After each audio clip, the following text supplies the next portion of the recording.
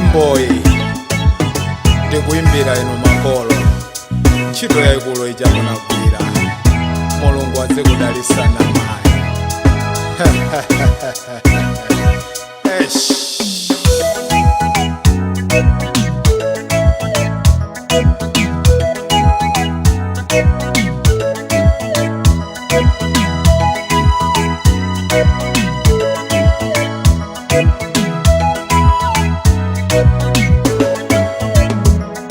Kuchoka tsiku limene Mulungu adavomeleza kuti kubadwe mwana kudzikoli, mwana yonkukhala ine kudzera kwa amami kudzeranso kwa adadineyo.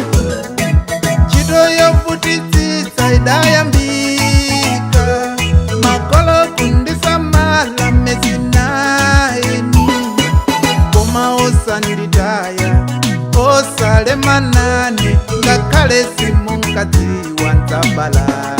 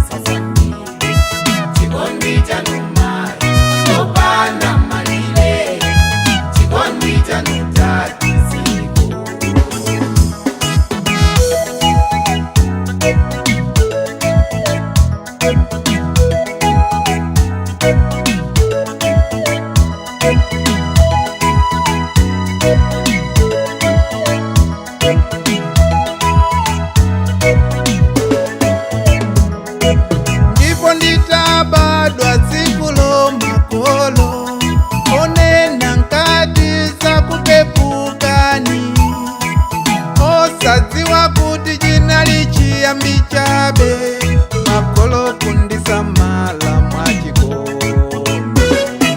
Pena kukubweretserani milandu, makolo munali loya wanga ine. Mami my hell, father my best, ndimakukonda ndi makolo anga.